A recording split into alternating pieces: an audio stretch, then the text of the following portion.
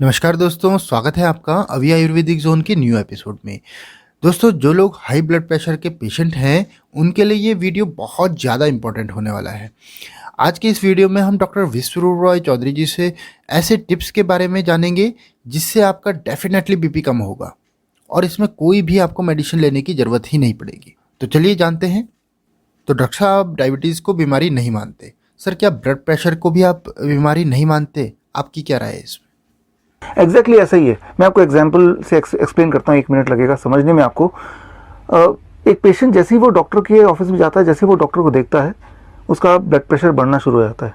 जितना बूढ़ा डॉक्टर उतना ज़्यादा ब्लड प्रेशर, जितनी सारी डिग्रियां उतनी ज़्यादा ब्लड प्रेशर और बढ़ जाती है। जितना बड़ा हॉस्पिटल, जितना महंगा हॉस्पिटल, मानो कि ब्लड प्रेशर और बढ़ जाता है।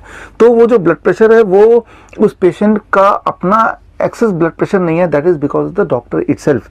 और जैसे ही वो हॉस्पिटल से बाहर निकलता है, ब्लड प्रेशर दोबारा नॉर्मलाइज हो जाता है। इसे कहते हैं मेडिकल भाषा में व्हाइट कोट सिंड्रोम। और ये देखा कि 80% पेशेंट्स जो प्रेजेंटली दवा ले रहे हैं, उनका जो बढ़ा हुआ ब्लड प्रेशर होता है वो दरअसल व्हाइट कोट सिंड्रोम का शिकार है, ना कि इन रियलिटी वो ब्लड प्रेशर के पेशेंट्स हैं। सो 80% लोग आप में से जो लोग दवा ले रहे हैं, एक्चुअली आपको दवा की आवश्यकता ही नहीं है, वो सिर्फ मोमेंटरली होता है। ओके सर, ब्लड प्रेशर बढ़ना ज़्यादा खतरनाक है या कम होना? सर, कैसे समझें कि ब्लड प्रेशर कंट्रोल में नहीं है? देखिए, बोथ द वेज। बहुत ज़्यादा होगा तो भी दिक्कत आ सकती है, बहुत कम रहेगा हमेशा तो भी दिक्कत आ सकती है। ओके। अब बहुत ज़्यादा कितना होता है? 160/100 से नीचे कुछ भी है तो वो बहुत ज़्यादा नहीं मानेंगे। हाँ, 160 से बाई 100 लगातार रहता है, घर पे भी हर मौके पे भी, तो उसे ज़्यादा बोल सकते हैं। ओके। सिमिलरली 100/60 तक ओके है, उससे नीचे लगातार रहता है तो वो कम बोल सकते हैं। लेकिन यहाँ भी जैसा आपने पूछा है कि कैसे पता चलेगा बीपी ज़्यादा है या कंट्रोल या कम है, जब आपको डिस्कम्फर्ट होगा, ओके। हेडेक होगा, लेथार्जिक होगा, वीकनेस होगा, तो ये सारे इंडिकेशंस हैं कि blood pressure is not in the right place. So अगर कोई सिम्टम नहीं है तो जो आपका ब्लड प्रेशर है वो आपके लिए ठीक ब्लड प्रेशर है, need not to worry about it. Okay sir. Sir, research कहती है कि मोबाइल फ़ोन से भी ब्लड प्रेशर बढ़ सकता है। आपके अनुभव से क्या सचमुच ऐसा होता है? डायरेक्टली ऐसा नहीं होगा, एक दिन में ऐसा नहीं होगा। इनडायरेक्टली लॉन्ग रन में मोबाइल यूज़र्स के बॉडी में ट्यूमरस ग्रोथ होने के चांसेस बढ़ जाते हैं, और जब जब ट्यूमर बढ़ते आएंगे, आपके बॉडी में ज़्यादा होंगे, तो उससे इनडायरेक्टली ब्लड प्रेशर भी बढ़ेगा। सो ब्लड प्रेशर का बढ़ना कोई बीमारी नहीं है, वो सिम्टम ज़रूर हो सकता है कि बॉडी में कोई नेगेटिव बदलाव आया है। ओके सर, किसी को ब्लड प्रेशर से परेशानी है तो उसे किस चीज़ से ज़्यादा डरना चाहिए? 2 चीज़ों से। पहला सॉल्ट, वाइट सॉल्ट, और दूसरा तेल। ओके। ये 2 हैं आपके सबसे बड़े दुश्मन। ये दोनों चीज़ आप कम कीजिए, छोड़ दीजिए। बीपी अगर है भी, पहली बात तो मैंने आपको बताया, 160/100 लगातार रहना, हर सेटिंग में रहना, उसे आप बीपी मानेंगे। ओके सर, गुस्से में ब्लड प्रेशर बढ़ता है क्या? देखिए, गुस्से में आंसर इज यस। गुस्से में रहेंगे तो आप का बीपी उससे बढ़ता है। एक्चुअली गुस्से में रहने से, जब हम गुस्से में होते हैं तो बॉडी स्ट्रेस हार्मोन प्रोड्यूस करता है। ओके। स्ट्रेस हार्मोन जो है वो हमारी बॉडी को प्रिपेयर करता है इमरजेंसी सिचुएशन को हैंडल करने के लिए। लेकिन अगर हम लगातार गुस्से में रहेंगे तो स्ट्रेस हार्मोन की मात्रा इतनी बढ़ जाएगी, एंड स्ट्रेस हार्मोन जब ज़्यादा होगा, that may lead to high blood pressure. So ये सही बात है, गुस्सा contributes to high blood pressure and that may contribute to heart attack, brain stroke, etc. Okay sir, ज़्यादातर माना जाता है कि 120/80 ब्लड प्रेशर हो तो सही है, आप सेहतमंद हैं। सर, इसकी स्टैंडर्ड वैल्यू क्या है? देखिए, 1993 से पहले JNC जॉइंट नेशनल कमेटी की जो रिपोर्ट थी 1993 तक, वो था 160/100। यानी कि किसी भी इंसान का ब्लड प्रेशर 160/100 से ऊपर होगा तभी उन्हें दवा दिया जाता था। लेकिन उसके बाद JNC 5 आया, और अभी प्रेजेंट की बात आपने लिखा है 120/80, पहले 140/90 आया, उसके बाद 150, 120/80 तक पहुंच गया। सो धीरे धीरे ये वैल्यू कम होती जा रही है। ये कोई अचंभे की बात नहीं होगी कि इस साल के अंत तक आप देखेंगे कि स्टैंडर्ड 120/80 से कम होकर 115/75 ही रह गया। बोलने का मतलब ये है कि धीरे धीरे under the influence of pharmaceutical company, ये जो आंकड़े हैं ये स्क्वीज होता जा रहा है। और जैसे जैसे आंकड़ा स्क्वीज होता जा रहा है, क्या हो रहा है, वैसे वैसे ऐसे लोग जो ब्लड प्रेशर की दवा जिनको रिकमेंड की जा रही है उनकी तादाद बढ़ती जा रही है। ऑल्दो दे आर हेल्दी, लेकिन सिर्फ कागज़ में दिखाया गया है, साबित किया गया है कि आप एक पेशेंट हैं।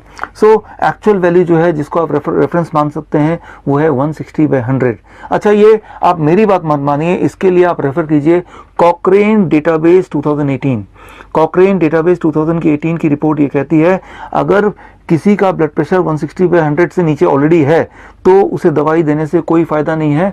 दवा देके ब्लड प्रेशर को और घटाने से फ़ायदा की जगह नुकसान है। हाँ, अगर पेशेंट का या किसी भी इंसान का ब्लड प्रेशर 160/100 से ऊपर है और लगातार है, तभी वो असली हकदार है दवाओं का या लाइफस्टाइल को चेंज करने का।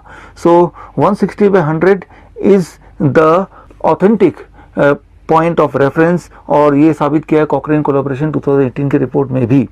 ओके सर, हम भारतीय नमक भी खूब खाते हैं और चर्बी पर भी कंट्रोल नहीं कर सकते। ऐसे में ब्लड प्रेशर कब और कितना खतरनाक हो जाता है? ऐसे में बीपी बहुत खतरनाक बन जाता है। एक्चुअली क्या होता है, जैसे मैंने बताया, नमक पानी को रिटेन करता है और आपका बॉडी फूलता जाता है। That is a excess water retention, और एक्सेस वाटर से सूजन होने लगती है, किडनी फेल होने लगता है, हार्ट ठीक से काम नहीं करता है, आपके बॉडी के हर ऑर्गन पर बहुत ही बुरा प्रभाव पड़ता है। आप एक्सपेरिमेंट करके देखिए, 3 दिन के लिए आप नमक छोड़ दीजिए, आप देखेंगे आपका वेट भी करीब 3 kg या 1.5 से 3 kg आपका वेट घट जाएगा। तो वो जो घटा वेट है वो फैट बर्न नहीं हुआ, वो आपकी बॉडी में जो एक्स्ट्रा वाटर था वो गायब हो गया। अब साथ में आप अपना ब्लड प्रेशर देख लीजिए, वो भी आपको कम मिलेगा। सो यानी कि वो जो एक्स्ट्रा वाटर था वो आप ढो रहे थे, वो आपके बॉडी के लिए, हार्ट के लिए, इवन लंग्स के लिए, किडनी के लिए बहुत बड़ा बर्डन था। सो यही मैं बोलूँगा कि नमक को आप ख़त्म कीजिए। कैसे? एक याद रखिए बात, बहुत ही सिंपल। इंसान का बना हुआ कोई भी वस्तु में नमक खूब होता है, सोडियम बहुत ज़्यादा होता है। बिस्किट है, ब्रेड है, कोई भी पैक्ड फूड है, और भगवान के बने हुए किसी भी वस्तु में सोडियम, नमक बहुत ही कम होता है, जैसे fruits and vegetables, nuts, seeds, green leaves. So आप कोई भी चीज़ जब खाएं तो अपने आप से पूछिए ये भगवान ने बनाया या इंसान ने बनाया। भगवान ने बनाया तो फ़ौरन खा लीजिए, उसे कुक करने की आवश्यकता नहीं है। ऐसा कर पाएंगे तो आपकी बीपी अगर बढ़ी है तो घट जाएगी, और बढ़ी नहीं है तो बढ़ेगी नहीं। सर, क्या बच्चों को भी ब्लड प्रेशर की समस्या होती है? अगर हाँ, तो इसके लिए क्या क्या करना चाहिए? बच्चों को बीपी की समस्या होती है, डेफिनेटली होती है। करीब 15 साल, 16 साल, उससे पहले बॉडी क्या करता है, बॉडी का एकोमोडेटिव मैकेनिज्म है, डाइवर्जन मैकेनिज्म है, जिसकी वजह से वो सॉल्ट कितना भी खाएंगे, चर्बी कितना भी खाएंगे, उसके बाद भी ब्लड प्रेशर एक पर्टिकुलर रेंज के अंदर ही रहेगा, because it will contribute to something else, right. वो बर्डन करेगा हार्ट और बर्डन करेगा किडनी पे ब्लड प्रेशर को मेंटेन करने के लिए। लेकिन 16 साल के बाद ये मैकेनिज्म बॉडी का धीरे धीरे एकोमोडेटिव जो मैकेनिज्म है वो कम होने लगता है। As a result of that 16 साल के बाद भी बच्चे बीपी के पेशेंट बनना शुरू हो जाते हैं। बीपी का पेशेंट मतलब ब्लड प्रेशर हाई 160/100 से। लेकिन ब्लड प्रेशर एक सिम्टम है, वो कोई बीमारी नहीं है। ब्लड प्रेशर ज़्यादा का मतलब ये है कि बॉडी में कुछ गड़बड़ है। मैं आपको उदाहरण से समझाता हूँ। ये पाइप है, ये मैं वाटर में फिट कर देता हूँ, टैप में फिट कर देता हूँ, मान लो ये पाइप, और पानी यहाँ से बह रहा है। अब वाटर का प्रेशर है पानी पाइप के अंदर। अब पाइप को अगर मैं दबा दूंगा तो यहाँ वाटर प्रेशर बढ़ेगा या घटेगा? बढ़ जाएगा, वाटर प्रेशर बढ़ जाएगा। डायमीटर जैसे जैसे पाइप का घटेगा वैसे वैसे वाटर प्रेशर बढ़ेगा। Clear? Less diameter of the pipe, more water pressure. यही बात है, यही बात हमारे बॉडी के ब्लड वेसल्स में भी है। हमारे बॉडी का जो ब्लड वेसल है वो लगभग 1 लाख किलोमीटर तक है, और वो पाइप की तरह है, यहाँ पे पानी की जगह ब्लड फ्लो कर रहा है। और होता क्या है कि अंदर ब्लॉकेज हो जाते हैं। जैसे जैसे ब्लॉकेज होता है तो डायमीटर कम होने लगता है। जैसे जैसे डायमीटर कम होने लगता है सो ब्लड प्रेशर बढ़ने लगता है, ब्लड प्रेशर बढ़ जाता है। सो जब भी ब्लड प्रेशर ज़्यादा होगा किसी का लगातार, इसका मतलब उसके बॉडी के अंदर, पूरे बॉडी में हज़ारों जगह पे ब्लड वेसल्स के अंदर छोटे छोटे ब्लॉकेजेस हैं, और वो कई सारे जब ब्लॉकेज बन जाते हैं तो बॉडी एकोमोडेट करने के लिए, ब्लड सर्कुलेट करने के लिए ठीक से ब्लड का प्रेशर ऑटोमेटिकली बढ़ा देती है। सो ब्लड प्रेशर प्रॉब्लम नहीं है, प्रॉब्लम यह है कि बॉडी में इंडिकेशन है कि बहुत सारे छोटे छोटे ट्यूमरस ग्रोथ है या ब्लॉकेजेस हैं। सो अगर आप दवा लेके ब्लड प्रेशर को घटाएंगे भी तो भी जो मेन कॉज है, कॉज तो ब्लॉकेज है, वो तो वहीं का वहीं है, तो कॉज वहीं का वहीं है। यानी कि आप जब भी दवा लेते हैं ब्लड प्रेशर घटता है, but at the cost of making you more sick. आपके हार्ट को कमज़ोर करके मेडिसिन आपके ब्लड प्रेशर को घटाती है, ना कि उस ब्लॉकेज को हटा के। लेकिन अगर आप अपने 50% डाइट भी फ्रूट्स एंड वेजिटेबल का कर दें, कच्ची सब्जी और फल का कर देंगे 50% डाइट, तो धीरे धीरे ब्लॉकेज कम हो जाएगा। करीब 1 महीने से 3 महीने में कैसे पता चलेगा ब्लॉकेज कम हो गया? बड़ा सिंपल, आपका ब्लड प्रेशर नीचे आने लगेगा, आपकी एनर्जी लेवल बढ़ने लगेगी, आपका एक्सेस वाटर रिटेंशन कम होने लगेगा, आपके बॉडी में जो सूजन रहता होगा तो वो गायब हो जाएगा। ये सारे इंडिकेशन है। अगर आप सीढ़ियों में चढ़ेंगे तो किसी को एंजाइना था तो एंजाइना नहीं रहेगा, तो ये सारे इंडिकेशन है। ओके सर, जो ब्लड प्रेशर की दवाएं मार्केट में अवेलेबल हैं, इन्हीं दवाओं की कंपनीज द्वारा कहीं ना कहीं ब्लड प्रेशर के लिए एक डर फैलाया जा रहा है, ये बात सही है क्या?